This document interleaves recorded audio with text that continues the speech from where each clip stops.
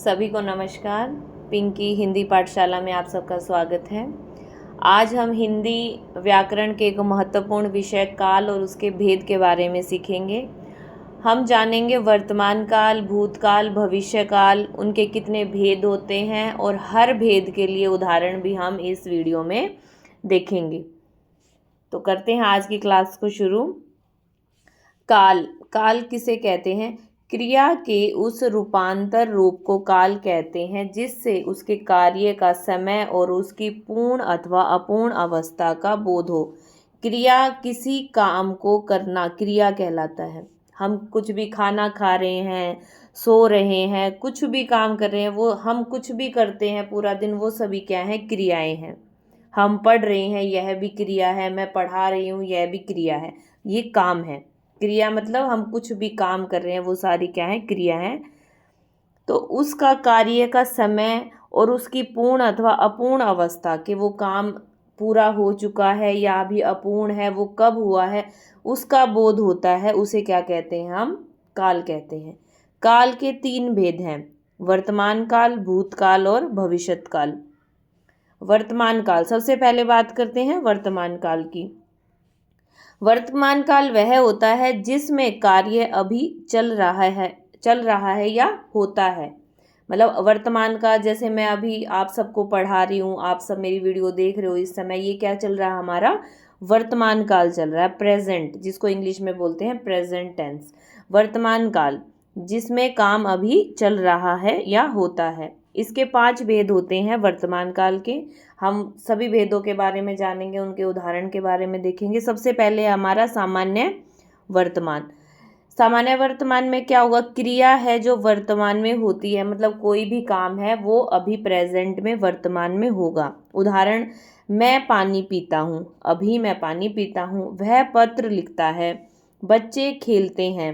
Reena school जाती है, मोहन किताब पढ़ता है, टीचर पढ़ा रही है। ये सारा क्या है? सामान्य वर्तमान काल। फिर है दूसरे नंबर पे आता है तात्कालिक वर्तमान। तत्काल में क्रिया अभी चल रही है, मतलब कंटिन्यू है, अभी कार्य खत्म नहीं हुआ। मैं खाना खा रहा हूँ, मतलब अभी खाना खत्म नहीं हुआ, वर्तमान में वो खाना खा रहा है। वह खेल रहा है, बच्चे पढ़ाई कर रहे हैं। वह लिख रहा है, हम यात्रा कर रहे हैं। हम या अब जैसे हम दिल्ली से यात्रा करते हुए ट्रेन में हमें जाना है कहीं और दिल्ली से मान लो हम मुंबई जा रहे हैं, तो हम जो बीच के दौरान की यात्रा है वो क्या है? हमारी कंटिन्यू तात्कालीन, वो अभी चल रही है, वो काम अभी हमारा यात्रा का चल रहा है, तो अभी वो कंटिन्यू है। जब यहाँ समाप्त हो जाएगा तो हमारा वो क्या कहलाएगा? पूर्ण। और अब यहाँ है वो हमारा, हम यात्रा कर रहे हैं, हम यात्रा अभी कर रहे हैं, कंटिन्यू प्रोसेस है, तो वो है हमारा तात्कालिक, मतलब तात्कालीन वर्तमान काल, अभी क्रिया चल रही है। बात करते हैं पूर्ण वर्तमान। कार्य समाप्त हो चुका है, अभी अभी वर्तमान में कार्य समाप्त हुआ है। मैं होमवर्क कर चुका हूँ। ये अभी अभी पूर्ण वर्तमान में जो कार्य अभी अभी समाप्त हुआ हो उसे क्या बोलेंगे? पूर्ण वर्तमान। कार्य की पूर्ण सिद्धि का बोध हो जाता है कि कार्य पूरा हो चुका है। वह भोजन कर चुका है, हम कार्य पूरा कर चुके हैं। बच्चों ने खेल समाप्त कर लिया है, रीना सफाई कर चुकी है। अब मैं जैसे फॉर एग्जाम्पल के तौर पर उदाहरण दूँ, मैंने जैसे अभी क्लास समाप्त कर ली, अंत में तो मैं ये कहूँगी कि मैंने अपनी क्लास को समाप्त कर लिया है। अभी अभी पूर्ण क्रिया हुई है पर वो वर्तमान में हुई है, अभी अभी। तो रीना सफाई कर चुकी है, बच्चों ने खेल समाप्त कर लिया है। ये क्या है? हमारे पूर्ण वर्तमान। अगला हमारा चौथा बिंदु है हमारा वर्तमान काल का संदिग्ध वर्तमान। संदिग्ध वर्तमान में बात करें तो इसमें क्या है? संदेह। संदिग्ध का मतलब है संदेह। संदेह होना मतलब डाउट में रहना। कार्य वर्तमान में हो सकता है पर निश्चित नहीं है, मतलब उसमें संदेह बना हुआ है कि कार्य हुआ है या नहीं हुआ, इसमें क्या है? संदेह है। वह सो रहा होगा, हमें संदेह है, हमें अभी डाउट में हूँ कि वो सो रहा होगा या नहीं भी सो रहा होगा, क्या अभी संदिग्ध वर्तमान है कि मुझे संदेह है, मुझे डाउट है।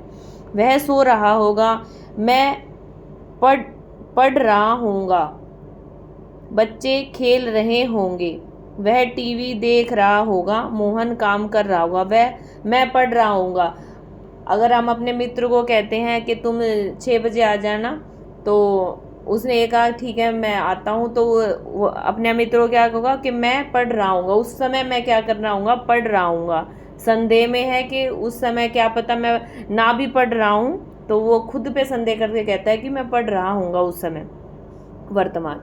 संभाव्य वर्तमान, कार्य के पूरा होने की संभावना रहती है। वर्तमान काल में ही कार्य के पूरा होने की क्या है, संभावना रहती है। जैसे मोहन स्कूल से आया हो, वह दिल्ली से लौटा हो। ये क्या है, हमारे सारे संभाव्य वर्तमान। बच्चे खेल रहे हों, गुरुजी क्लास ले रहे हों, रीना पढ़ाई कर रही हूँ। ये क्या है, संभाव्य। इसमें क्या है, संभावना जताई जा रही है। गुरुजी क्या पता गुरुजी क्लास ले रहे हों, कार्य के पूरा होने की संभावना है। बच्चे खेल रहे हों, ठीक है, ये क्या है, हमारा संभाव्य है। जैसे कि रमेश दिल्ली से लौट आया हो, संभावना है क्या, लौट आया हो। अब बात करते हैं भूतकाल।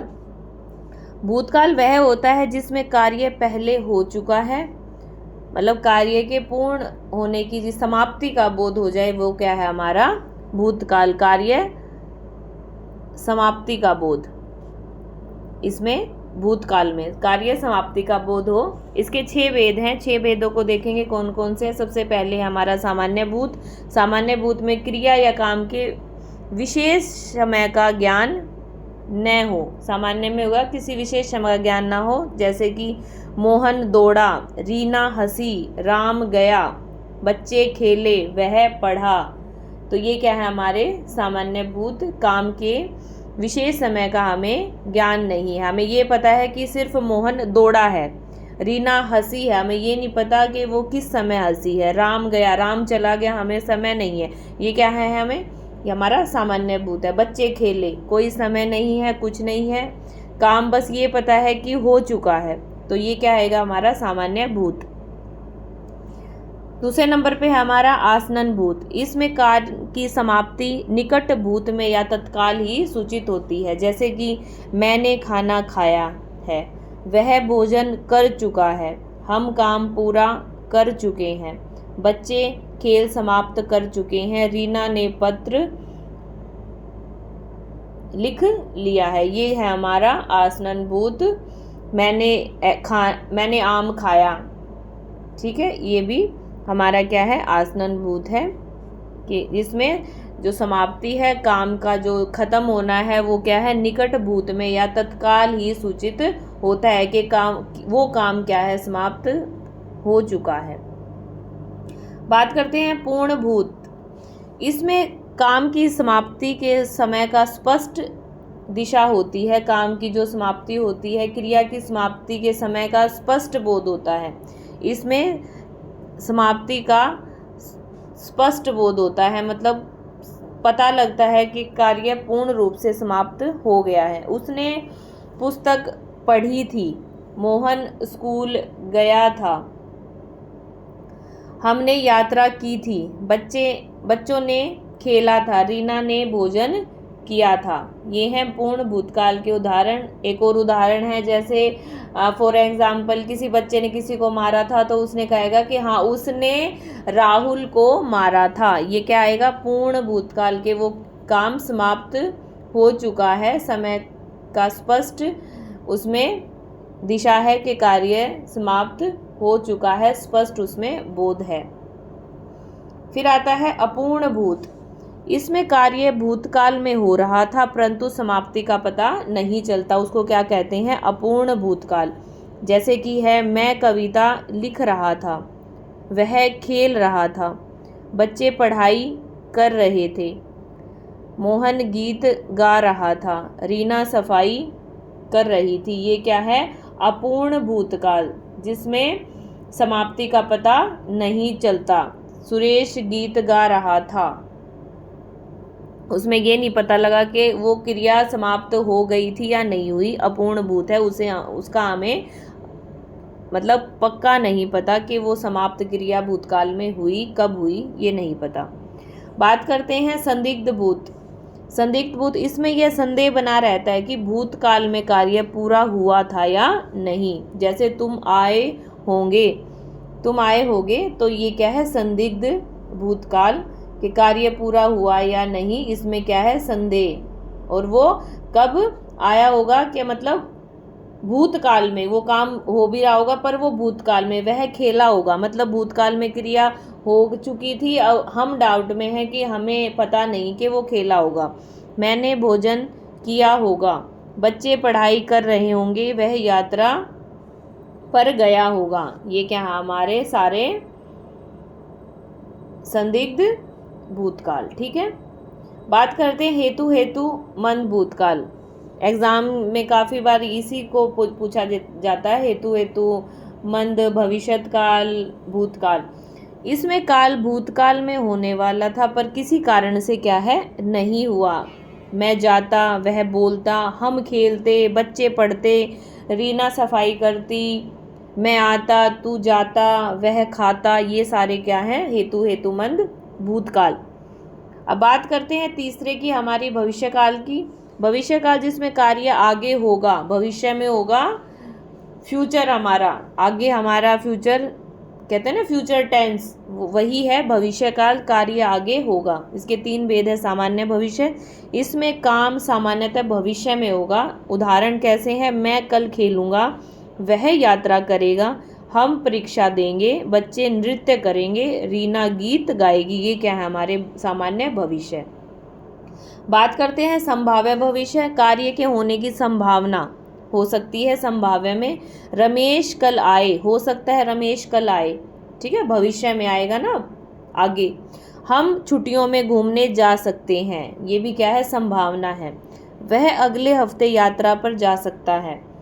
रीमा शाम को बाजार जा सकती है, बच्चे परीक्षा में पास हो सकते हैं। ये क्या है, संभाव्य भविष्य। फिर बात करते हैं हेतुमंद भविष्य। इसमें एक काम का होना दूसरे काम के होने पर क्या है, निर्भर करता है। जैसे कि वह आए तो मैं जाऊं, वह कमाए तो खाएं, दीपावली आए तो मैं घर की सफाई करूं, गीता गाना गाए तो सीता नाचे। तो हेतुमंद भविष्य क्या होगा, एक काम पर दूसरा काम क्या है, भविष्य में निर्भर होगा। वह आएगा तो मैं जाऊंगा, वह कमाए तो हम खाएं। ठीक है, तो ये क्या है, हमारे हेतुमंद भविष्य। ये थे हमारे काल से संबंधित कुछ महत्वपूर्ण जानकारी। इस कक्षा में हमने पूरे काल और उसके भेदों को कंप्लीट पढ़ा है। इससे आप अपने नोट्स भी तैयार कर सकते हैं। आप अभ्यास करें, अभ्यास सबसे ज़रूरी है। आप किसी चीज़ का अभ्यास करेंगे, आप अपने एग्जाम्पल बनाएं, क्वेश्चनों के माध्यम से आप उनमें छांटे कि कौन सा वाक्य किस काल का है, इससे संबंधित। तो वीडियो देखकर आप सीख सकते हैं अभ्यास के माध्यम से, और आप अपने नोट्स, स्वयं के नोट्स बनाएं जो आपके लिए परीक्षा की दृष्टि से काफ़ी महत्वपूर्ण होंगे। अगर आपको यह वीडियो पसंद आए तो ज़रूर लाइक करें, शेयर करें और चैनल को सब्सक्राइब करें। धन्यवाद, मिलते हैं नेक्स्ट वीडियो में।